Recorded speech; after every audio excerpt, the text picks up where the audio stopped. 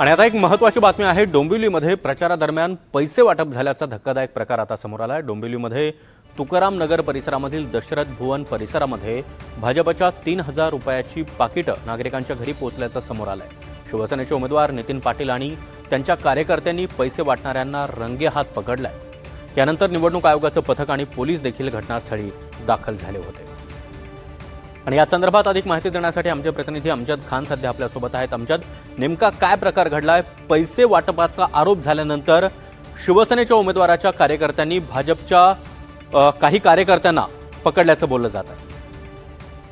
सागर, कल्याण डोंबिवली महानगरपालिका निवडणूक सुरू आहे आणि या महापालिकेत युती आहे, म्हणजे शिवसेना आणि भाजप एकत्र निवडणूक लढत आहे। मात्र एक जे प्रभाग आहे डोंबिवलीतील प्रभाग क्रमांक 29, ज्या ठिकाणी भाजपचे 4 उमेदवारांसमोर शिवसेनेचे 4 उमेदवार आहेत, या पॅनलमध्ये युती नाहीये। आणि आज दुपारी 3च्या सुमारास या प्रभागात तुकाराम नगर परिसर या परिसरात दशरथ भुवन ही इमारत आहे। या इमारतीत भाजपचे काही कार्यकर्ते पैसे आणि इतर वस्तू वाटत असल्याचे आरोप शिवसेना शिंदे गटाच्या काही कार्यकर्त्यांनी केला आहे आणि त्यांना पकडल्याचा आरोप देखील करण्यात आला आहे। सध्या या प्रकरणाचा तपास सुरू आहे। मात्र शिवसेनेचे जे उमेदवार नितीन पाटील यांनी भाजपचे नेत्यांवर गंभीर आरोप केला आहे। सध्या त्या ठिकाणी जे फ्लाइंग स्क्वॉड दाखल झाला आहे, पोलीस देखील दाखल झाले आहे आणि गोंधळाची परिस्थिती आहे। सध्या या प्रकरणात आता भाजपची काय प्रतिक्रिया येते हे पाहणे महत्त्वाचे ठरणार।